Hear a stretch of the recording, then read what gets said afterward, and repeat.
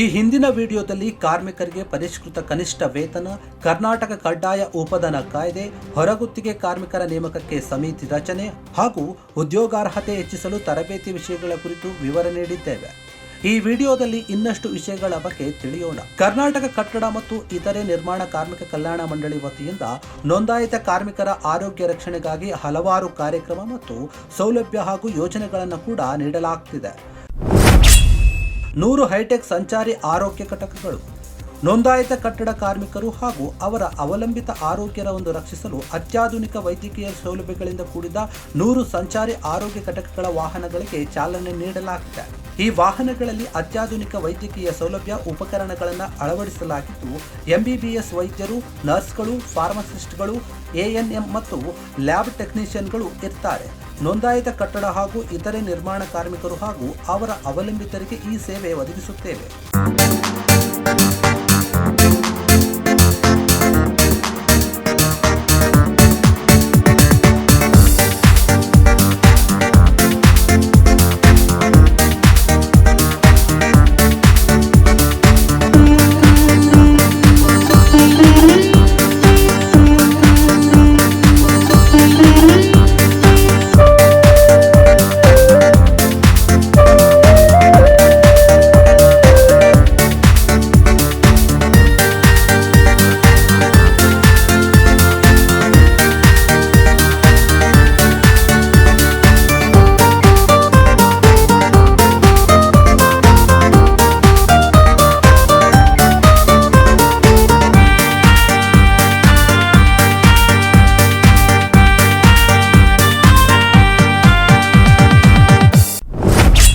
ವಿಶೇಷತೆಗಳು: ಕಾರ್ಮಿಕರು ಕೆಲಸ ಮಾಡುವ ಸ್ಥಳಕ್ಕೆ ಹೋಗಿ ತಪಾಸಣೆ ನಡೆಸುತ್ತೇವೆ.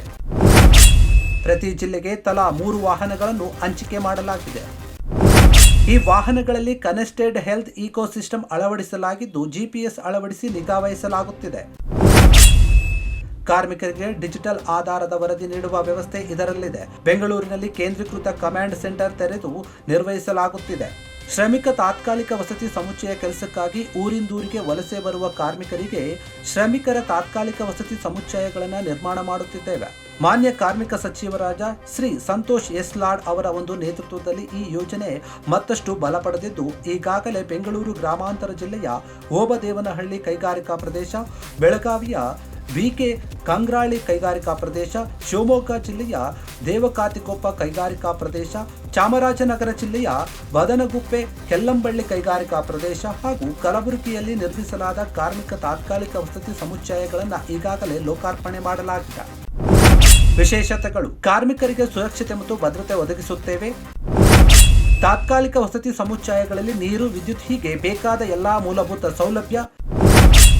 ಕಾರ್ಮಿಕ ಆರೋಗ್ಯ ಕಾಪಾಡಲು ಇವುಗಳು ನೆರವಾಗುತ್ತವೆ. ಕಾರ್ಮಿಕರು ಹೆಚ್ಚಿನ ಹಣ ನೀಡಿ ಬಾಡಿಗೆ ಮನೆಯನ್ನು ಪಡೆಯುವುದು ದೂರವಾಗುವುದಲ್ಲದೆ, ಶೆಡ್ಗಳಂತಹ ಅಪಾಯಕಾರಿ ಸ್ಥಳಗಳಲ್ಲಿ ವಾಸಿಸುವುದು ತಪ್ಪುತ್ತದೆ. ಶ್ರಮಿಕ ವಸತಿ ಶಾಲೆಗಳ ಸ್ಥಾಪನೆ. ರಾಜ್ಯದ ನೋಂದಾಯಿತ ಕಟ್ಟಡ ಮತ್ತು ಇತರೆ ನಿರ್ಮಾಣ ಕಾರ್ಮಿಕರ ಮಕ್ಕಳ ಭವಿಷ್ಯವನ್ನು ಭದ್ರಪಡಿಸಲು ರಾಜ್ಯಾದ್ಯಂತ ಶ್ರಮಿಕರ ಒಂದು ವಸತಿ ಶಾಲೆಗಳನ್ನು ಸ್ಥಾಪಿಸಲು ಕರ್ನಾಟಕ ಕಟ್ಟಡ ಮತ್ತು ಇತರೆ ನಿರ್ಮಾಣ ಕಾರ್ಮಿಕರ ಕಲ್ಯಾಣ ಮಂಡಳಿಯು ಮಹತ್ವವಾದಂತಹ ಒಂದು ಕ್ರಮವನ್ನು ಕೈಗೊಂಡಿದೆ. ಶ್ರಮಿಕರ ಮಕ್ಕಳಿಗೂ ಕೂಡ ಉತ್ತಮ ಶಿಕ್ಷಣ ಸಿಗಬೇಕು.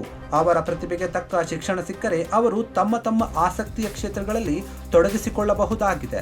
ಈ ವಸತಿ ಶಾಲೆಗಳ ನಿರ್ಮಾಣದ ಬಗ್ಗೆ 2025-26ನೇ ಸಾಲಿನ ಬಜೆಟ್ನಲ್ಲಿ ಹಣಕಾಸು ಸಚಿವರು ಹಾಗೂ ಮುಖ್ಯಮಂತ್ರಿಗಳಾದ ಸಿದ್ದರಾಮಯ್ಯ ಅವರು ಕೂಡ ಅಧಿಕೃತ ಘೋಷಣೆ ಮಾಡಿದ್ದರು. ಮುಖ್ಯಮಂತ್ರಿಗಳು ನೀಡಿದಂತಹ ವಾಗ್ದಾನದಂತೆ ಇದೀಗ ಶಾಲೆಗಳ ಪ್ರಾರಂಭ ವೇಗ ಪಡೆದಿದೆ. ನಾಡಿನ ನೋಂದಾಯಿತ ಕಟ್ಟಡ ಕಾರ್ಮಿಕರ ಮಕ್ಕಳಿಗೆ ಉಜ್ವಲ ಭವಿಷ್ಯ ಸಿಗಬೇಕು ಎಂಬುದು ಕಾರ್ಮಿಕ ಸಚಿವ ಸಂತೋಷ್ ಎಸ್ ಲಾಡ್ ಅವರ ಒಂದು ಆಶಯ ಆಗಿದೆ. ಅದೀಗ ಅವರ ಒಂದು ಮಾರ್ಗದರ್ಶನದಲ್ಲಿ ಈ ಯೋಜನೆ ರೂಪುಗೊಂಡಿದೆ. ಈ ಯೋಜನೆಯ ಅನ್ವಯ ಈ ಶ್ರಮಿಕ ವಸತಿ ಶಾಲೆಗಳು ಮೊರಾರ್ಜಿ ದೇಸಾಯಿ ವಸತಿ ಶಾಲೆಗಳ ಒಂದು ಮಾದರಿಯಲ್ಲಿ ನಿರ್ಮಾಣವಾಗಲಿವೆ. ಬೆಂಗಳೂರು ನಗರ ಸೇರಿದಂತೆ ರಾಜ್ಯದ 31 ಜಿಲ್ಲೆಗಳಲ್ಲಿಯೂ ಸಹ 6ರಿಂದ 12ನೇ ತರಗತಿಯವರೆಗೆ ವಸತಿ ಶಾಲೆಗಳನ್ನು ಪ್ರಾರಂಭಿಸಲಾಗುವುದು. ಈಗಾಗಲೇ ಸಚಿವರ ನೇತೃತ್ವದಲ್ಲಿ ಈ ವಿಷಯವಾಗಿ ಹಲವಾರು ಸುತ್ತಿನ ಸಭೆಗಳಾಗಿದ್ದು, ಯೋಜನೆಯ ರೂಪುರೇಷೆಗಳನ್ನು ಸಿದ್ಧಪಡಿಸಲಾಗುತ್ತಿದೆ. ಆರ್ಥಿಕ ತೊಂದರೆಯಿಂದ ಶಿಕ್ಷಣದಿಂದ ವಂಚಿತರಾಗುವ ನೋಂದಾಯಿತ ವಲಸೆ ಕಟ್ಟಡ ಕಾರ್ಮಿಕರ ಮಕ್ಕಳಿಗೆ ಈ ಯೋಜನೆ ನೆರವಾಗಲಿದ್ದು, ಬಾಲ ಕಾರ್ಮಿಕ ಪದ್ಧತಿಗೆ ಸಹ ಇದು ಯೋಜನೆ ಅಂತ್ಯ ಹಾಡಲಿದೆ. ರಾಜ್ಯದ ಎಲ್ಲಾ ಜಿಲ್ಲೆಗಳಲ್ಲಿ ತಲಾ ಒಂದೊಂದು ಶ್ರಮಿಕರ ವಸತಿ ಶಾಲೆ ಆರಂಭಿಸಲು ಮುಖ್ಯಮಂತ್ರಿಗಳಾದ ಶ್ರೀ ಸಿದ್ದರಾಮಯ್ಯ ಅವರ ನೇತೃತ್ವದಲ್ಲಿ ನಡೆದಂತಹ ಸಚಿವ ಸಂಪುಟ ಅನುಮೋದನೆ ನೀಡಿದೆ. ಈ ಶಾಲೆಗಳಿಗೆ ರು. 1,125.25 ಕೋಟಿ ರೂಪಾಯಿ ಮಂಜೂರು ಮಾಡಲಾಗಿದೆ. ಧಾರವಾಡ ಹಾಗೂ ಮೈಸೂರಿನಲ್ಲಿ ಕೌಶಲ್ಯ ತರಬೇತಿ ಕೇಂದ್ರ ಸ್ಥಾಪನೆ ಕಾರ್ಮಿಕ ಇಲಾಖೆಯ ಮತ್ತೊಂದು ಮಹತ್ವ ಯೋಜನೆಗಳಲ್ಲಿ ಒಂದು. ಸಚಿವ ಸಂತೋಷ್ ಲಾಡ್ ಅವರು ಈ ಕೇಂದ್ರಗಳ ಸ್ಥಾಪನೆಗೆ ಸಾಕಷ್ಟು ಕಾಳಜಿ ವಹಿಸಿದ್ದಾರೆ. ಹಣಕಾಸು ಮತ್ತಿತರ ಕಾರಣದಿಂದ ಕಟ್ಟಡ ಕಾರ್ಮಿಕರ ಮಕ್ಕಳು ಕೌಶಲ್ಯ ತರಬೇತಿಯಿಂದ ವಂಚಿತರಾಗಬಾರದು ಹಾಗೂ ಕೌಶಲ್ಯಾಭಿವೃದ್ಧಿಗೆ ಮತ್ತು ಉದ್ಯೋಗ ಪಡೆಯಲು ಅನುಕೂಲವಾಗಲು ಈ ಒಂದು ಕೇಂದ್ರ ಯೋಜನೆಯನ್ನು ತರಲಾಗಿದೆ. ಈ ಕೌಶಲ್ಯ ತರಬೇತಿ ಕೇಂದ್ರಗಳನ್ನು ಖಾಸಗಿ ಸಂಸ್ಥೆಗಳ ಸಹಯೋಗದಲ್ಲಿ ಆರಂಭಿಸಲು ಉದ್ದೇಶಿಸಲಾಗಿದೆ. ನೋಂದಾಯಿತ ಕಟ್ಟಡ ಕಾರ್ಮಿಕರ ಅವಲಂಬಿತರು ಈ ತರಬೇತಿಯನ್ನು ಪಡೆಯಬಹುದು. ಪ್ರತಿಯೊಂದು ಕೇಂದ್ರಗಳಲ್ಲಿ electrical, welding, plumbing, automation, building, vertical transport installation, warehouse, business analyst, cyber security, graphics designing, marketing ಮತ್ತು ಸಂವಹನ, ಕೌಶಲ್ಯ ಉನ್ನತೀಕರಣ ಮುಂತಾದ ತರಬೇತಿಗಳನ್ನು ನೀಡಲಾಗುವುದು. ಕಟ್ಟಡ ಕಾರ್ಮಿಕರು ಶೈಕ್ಷಣಿಕ ಬೆಂಬಲ ಮತ್ತು ವೃತ್ತಿಪರ ತರಬೇತಿಗಳನ್ನು ಪಡೆಯಲು ಈ ಕೇಂದ್ರಗಳು ನೆರವಾಗಲಿವೆ. 43 ಕಾರ್ಮಿಕ ಸೇವಾ ಕೇಂದ್ರಗಳ ಸ್ಥಾಪನೆ ಕಾರ್ಮಿಕರು ಇರುವಂತಹ ಸ್ಥಳದಲ್ಲಿಯೇ ಸರ್ಕಾರದ ಸೌಲಭ್ಯವನ್ನು ಒದಗಿಸಲು ಅವಕಾಶ ದೊರೆತಂತೆ. 43 ಕಾರ್ಮಿಕ ಅಧಿಕಾರಿಗಳ ವ್ಯಾಪ್ತಿಯಲ್ಲಿ ಕೃತಕ ಬುದ್ಧಿವಂತಿಕೆ ಅಥವಾ AI ಆಧಾರಿತ ಕಾರ್ಮಿಕರ ಒಂದು ಸೇವಾ ಕೇಂದ್ರಗಳನ್ನು ಹಾಗೂ ಸಂಚಾರಿ ಕಾರ್ಮಿಕ ಸೇವಾ ಕೇಂದ್ರಗಳನ್ನು ಸಂವಿಧಾನ ಶಿಲ್ಪಿ ಡಾಕ್ಟರ್ ಬಾಬಾ ಸಾಹೇಬ್ ಅಂಬೇಡ್ಕರ್ ಅವರ ಒಂದು ಹೆಸರಿನಲ್ಲಿ ಸ್ಥಾಪಿಸಲಾಗಿದೆ.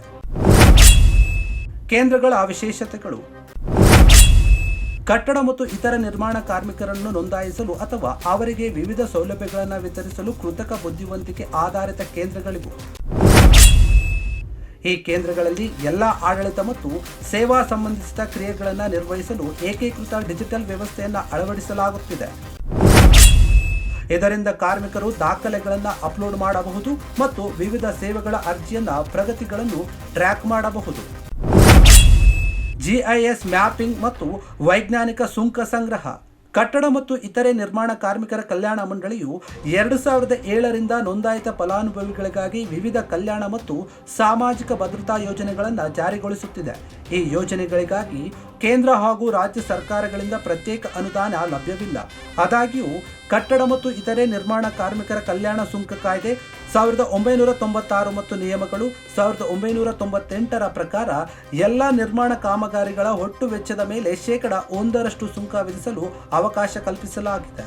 ಈ ಮೂಲಕ ಸಂಗ್ರಹವಾದ ಸುಂಕ ಮಂಡಳಿಯ ಸುಂಕ ನಿಗದಿಗೆ ಜಮಾ ಆಗುತ್ತದೆ ಮತ್ತು ಇದರ ಆಧಾರದ ಮೇಲೆ ಕಲ್ಯಾಣ ಯೋಜನೆಗಳನ್ನು ಅನುಷ್ಠಾನಗೊಳಿಸಿ ಫಲಾನುಭವಿಗಳಿಗೆ ಸೌಲಭ್ಯವನ್ನು ಒದಗಿಸಲಾಗುತ್ತದೆ. ಫಲಾನುಭವಿಗಳಿಗೆ ಉತ್ತಮ ಕಲ್ಯಾಣ ಮತ್ತು ಸಾಮಾಜಿಕ ಭದ್ರತಾ ಸೌಲಭ್ಯಗಳನ್ನು ತಲುಪಿಸಲು ಸುಂಕ ಸಂಗ್ರಹಣೆಯನ್ನು ಹೆಚ್ಚಿಸುವುದು ಅಗತ್ಯವಾಗಿದೆ. ಇದಕ್ಕಾಗಿ ಆಧುನಿಕ ತಂತ್ರಜ್ಞಾನವನ್ನು ಬಳಸಿ ನಿರ್ಮಾಣ ಕಾಮಗಾರಿಗಳ ಮ್ಯಾಪಿಂಗ್, ಸುಂಕ ಟ್ರ್ಯಾಕಿಂಗ್ ಹಾಗೂ ಸುಂಕ ಸಂಗ್ರಹಣೆ ಸರಳೀಕರಣ ಮಾಡುವ ಕಾರ್ಯವನ್ನು ಮಂಡಳಿಯು ಕೈಗೊಂಡಿದೆ. ಈ ಉದ್ದೇಶಕ್ಕಾಗಿ ಮಾನ್ಯ ಕಾರ್ಮಿಕ ಸಚಿವರಾದ ಶ್ರೀ ಸಂತೋಷ್ ಎಸ್ ಲಾಡ್ ಅವರು ಹಿರಿಯ ಅಧಿಕಾರಿಗಳು ಹಾಗೂ ತಜ್ಞರೊಂದಿಗೆ ಹಲವು ಸಭೆಗಳನ್ನು ನಡೆಸಿ ಸೂಕ್ತ ಸಲಹೆಗಳನ್ನು ನೀಡಿದ್ದಾರೆ. ಮಂಡಳಿಯ ಸುಂಕ ಸಂಗ್ರಹಣೆಯ ಕಾರ್ಯಕ್ಷಮತೆಯನ್ನು ಹೆಚ್ಚಿಸಲು ಪ್ರಾಜೆಕ್ಟ್ ಮ್ಯಾನೇಜ್ಮೆಂಟ್ ಯೂನಿಟ್ ಅಂದರೆ PMU ಅನ್ನು ನೇಮಕಗೊಳಿಸಲಾಗಿದೆ. ಈ PMU ಮಂಡಳಿಗೆ 2 ರೀತಿಯಾದಂತಹ ತಂತ್ರಜ್ಞಾನಗಳನ್ನು ಅಳವಡಿಸಲು ಶಿಫಾರಸು ಮಾಡಲಾಗಿದೆ. ಸುಂಕ ಟ್ರ್ಯಾಕಿಂಗ್ ಮತ್ತು ಮಾನಿಟರಿಂಗ್ ಸಿಸ್ಟಮ್. ಮುಂದಿನ ದಿನಗಳಲ್ಲಿ ಸುಂಕ ಸಂಗ್ರಹಣೆಯನ್ನು ತ್ವರಿತ ಮತ್ತು ಕ್ರಮಬದ್ಧವಾಗಿ ವ್ಯವಸ್ಥೆಯನ್ನು ಅಳವಡಿಸಿಕೊಳ್ಳುವುದು. GSI ಆಧಾರಿತ ಉಪಗ್ರಹ ಮತ್ತು ಡ್ರೋನ್ ತಂತ್ರಜ್ಞಾನ. ಹಿಂದೆ ವಿವಿಧ ಕಾರಣಗಳಿಂದ ಮಂಡಳಿಗೆ ಜಮೆಯಾಗಿದ್ದಂತಹ ಸುಂಕದ ಮೊತ್ತವನ್ನು ಗುರುತಿಸಿ ವಸೂಲಿ ಮಾಡಲು ಈ ತಂತ್ರಜ್ಞಾನವನ್ನು ಅಭಿವೃದ್ಧಿಪಡಿಸುವುದು. ಪ್ರಾಜೆಕ್ಟ್ ಮ್ಯಾನೇಜ್ಮೆಂಟ್ ಯೂನಿಟ್ ನೀಡಿದ ಶಿಫಾರಸುಗಳ ಪ್ರಕಾರ ಮಂಡಳಿಯು ಈ ತಂತ್ರಜ್ಞಾನವನ್ನು ಅಳವಡಿಸಿಕೊಂಡು ಸುಂಕ ಸಂಗ್ರಹಣೆಯನ್ನು ಬಲಪಡಿಸುವುದು ಹಾಗೂ ತಪ್ಪಿ ಹೋಗಿರುವಂತಹ ಸುಂಕವನ್ನು ವಸೂಲಿ ಮಾಡುವುದು ಮುಂದಾದಂತಹ ಒಂದು ವಿಚಾರಗಳಿವೆ. ನಕಲಿ ಕಾರ್ಮಿಕರ ಕಾರ್ಡ್ ರದ್ದು. ಕಾರ್ಮಿಕರಲ್ಲದವರು ನಕಲಿ ದಾಖಲೆ ನೀಡಿ ಕಾರ್ಮಿಕರ ಕಾರ್ಡ್ ಪಡೆದು ಕರ್ನಾಟಕ ಕಟ್ಟಡ ಮತ್ತು ಇತರೆ ನಿರ್ಮಾಣ ಕಾರ್ಮಿಕರ ಕಲ್ಯಾಣ ಮಂಡಳಿ ನೀಡುತ್ತಿದ್ದಂತಹ ಸೌಲಭ್ಯಗಳನ್ನು ಪಡೆಯುತ್ತಿದ್ದರು. ಇಂತಹ ಸವಾಲನ್ನು ಸಮರ್ಥವಾಗಿ ಭೇದಿಸಿ ಕಾರ್ಮಿಕ ಇಲಾಖೆ ನಕಲಿ ನೋಂದಣಿಗಳನ್ನು ಪತ್ತೆ ಹಚ್ಚಿ ಸರ್ಕಾರಕ್ಕೆ ಕೋಟ್ಯಾಂತರ ಹಣವನ್ನು ಉಳಿಸಿದೆ. ಇಲಾಖೆ ಸರಿಯಾದ ಸಮಯದಲ್ಲಿ ಸೂಕ್ತ ಕ್ರಮವನ್ನು ಕೈಗೊಂಡ ಪರಿಣಾಮ ಸರ್ಕಾರದ ಸೌಲಭ್ಯಗಳು ಅರ್ಹ ಹಾಗೂ ನೈಜ ಫಲಾನುಭವಿಗಳಿಗೆ ತಲುಪುತ್ತಿವೆ. ಕಾರ್ಮಿಕ ಸಚಿವ ಸಂತೋಷ್ ಲಾಡ್ ಅವರು ಈ ನಕಲಿ ಕಾರ್ಮಿಕ ಕಾರ್ಡ್ ರದ್ದಿಗೆ ಮಹತ್ವವಾದಂತಹ ಕ್ರಮ ಕೈಗೊಂಡರು. 2007ರಿಂದ 2023ರವರೆಗೆ ಮಂಡಳಿಯಲ್ಲಿ 52.04 ಲಕ್ಷ ಜನರು ನೋಂದಾಯಿಸಿದ್ರು. ಆದರೆ ಇಂತಹ ನೋಂದಣಿಯ ಬೆನ್ನತ್ತಿದ್ದಂತಹ ಕಾರ್ಮಿಕ ಇಲಾಖೆ ನೈಜ ಮತ್ತು ಅರ್ಹ ಫಲಾನುಭವಿಗಳನ್ನು ಪತ್ತೆ ಹಚ್ಚಿತು. ಸರ್ಕಾರದ ಸೌಲಭ್ಯಗಳು ಕೇವಲ ಅರ್ಹ ಮತ್ತು ನೈಜ ಫಲಾನುಭವಿಗಳಿಗೆ ಮಾತ್ರವೇ ಸಿಗಬೇಕು ಎಂಬುದು ಕಾರ್ಮಿಕ ಸಚಿವ ಸಂತೋಷ್ ಲಾಡ್ ಅವರ ಒಂದು ಕಾಳಜಿ. ಅದಕ್ಕಾಗಿ ಅವರು ನಕಲಿ ಕಾರ್ಮಿಕ ಕಾರ್ಡ್ಗಳನ್ನು ರದ್ದುಪಡಿಸಲು ವಿಶೇಷ ಮುತುವರ್ಜಿಯನ್ನು ವಹಿಸಿದ್ರು. ಕಾರ್ಮಿಕ ಇಲಾಖೆ ಕೈಗೊಂಡ ಕಟ್ಟುನಿಟ್ಟಿನ ಕ್ರಮಗಳಿಂದಾಗಿ ಈವರೆಗೆ ಸುಮಾರು 2.43 ಲಕ್ಷ ನಕಲಿ ಕಾರ್ಡ್ಗಳ ನೋಂದಣಿಯನ್ನ ರದ್ದುಪಡಿಸಲಾಗಿದೆ. ಇವರಿಗೆ ನೀಡಿದ್ದ ಸೌಲಭ್ಯಗಳ ವೆಚ್ಚ ಸರ್ಕಾರಕ್ಕೆ ಉಳಿತಾಯ ಆಗಿದೆ. ಅಲ್ಲದೆ ಅರ್ಹ ಫಲಾನುಭವಿಗೆ ಹೆಚ್ಚಿನ ಸೌಲಭ್ಯಗಳನ್ನು ನೀಡಲು ಸಹಾಯವಾಗಿದೆ. ನವೀಕರಣ ಸಮಯದಲ್ಲಿ ಕಠಿಣ ತಪಾಸಣಾ ಕ್ರಮವನ್ನು ಅನುಸರಿಸಿದ್ದರಿಂದ ಒಟ್ಟು ನೋಂದಾಯಿತ ಕಾರ್ಮಿಕರ ಸಂಖ್ಯೆ 52.04 ಲಕ್ಷಗಳಿಂದ 31 ಲಕ್ಷಗಳಿಗೆ ಇಳಿಕೆಯಾಗಿದೆ. ಹಲವು ಕ್ರಮಗಳು ನಕಲಿ ಕಾರ್ಮಿಕರ ಕಾರ್ಡ್ಗಳ ರದ್ದುಪಡಿಸಲು ಇಲಾಖೆ ಹಲವು ಕ್ರಮಗಳನ್ನು ಕೈಗೊಂಡಿತ್ತು. ಇದೆಲ್ಲದರ ಫಲಶ್ರುತಿಯಾಗಿ ನಕಲಿ ನೋಂದಣಿ ಕಡಿಮೆಯಾಯಿತು. ಜಿಲ್ಲಾ ಮಟ್ಟದ ಸಭೆಗಳಲ್ಲಿ ನಕಲಿ ಕಾರ್ಮಿಕ ಕಾರ್ಡ್ಗಳ ಕುರಿತು ವಿಶೇಷ ಕಾಳಜಿ ವಹಿಸಲು ಸಚಿವ ಸಂತೋಷ್ ಲಾಡ್ ಅವರು ಅಧಿಕಾರಿಗಳಿಗೆ ಸೂಚಿಸಿದ್ರು. ನಕಲಿ ಕಾರ್ಮಿಕರ ಕಾರ್ಡ್ ಪಡೆಯುವುದು ಶಿಕ್ಷಾರ್ಹ ಅಪರಾಧವಾಗಿದ್ದು, ಈ ಬಗ್ಗೆ ಜನರಿಗೆ ಅರಿವು ಮೂಡಿಸಲಾಗುತ್ತಿದೆ. ಜಾಗೃತಿ ಜಾಥಾ ಅಭಿಯಾನ, ಕರಪತ್ರ ಹಂಚಿಕೆ ಮಾಡಲಾಗ್ತಾ ಇದೆ. ಪ್ರಯೋಜನಗಳೇನು? ನಕಲಿ ಕಾರ್ಮಿಕರ ಕಾರ್ಡ್ಗಳನ್ನು ರದ್ದುಗೊಳಿಸುವಿಕೆಯನ್ನು ತೀವ್ರಗೊಳಿಸಿದ್ದರಿಂದ ನಕಲಿ ನೋಂದಣಿ ಕಡಿಮೆಯಾಯಿತು. ಅರ್ಹ ಫಲಾನುಭವಿಗಳಿಗೆ ಹೆಚ್ಚಿನ ಸೌಲಭ್ಯಗಳು ನೀಡಲು ಅನುಕೂಲವಾಯಿತು. ಹೊಸ ಫಲಾನುಭವಿಗಳ ನೋಂದಣಿ ಹೆಚ್ಚುವುದರಿಂದ ನೈಜ ಕಾರ್ಮಿಕರಿಗೆ ಸೌಲಭ್ಯಗಳು ಸಿಕ್ಕಿದ್ವು. ಮಂಡಳಿ ವತಿಯಿಂದ ಹೊಸ ಸೌಲಭ್ಯಗಳನ್ನು ರೂಪಿಸಿ ಅನುಷ್ಠಾನಗೊಳಿಸಲು ಸಹಾಯವಾಯಿತು. ಕಾರ್ಮಿಕರಲ್ಲಿ ಇಲಾಖೆ ಮತ್ತು ಸರ್ಕಾರದ ಮೇಲೆ ವಿಶ್ವಾಸಾರ್ಹತೆ ಹೆಚ್ಚಾಯಿತು.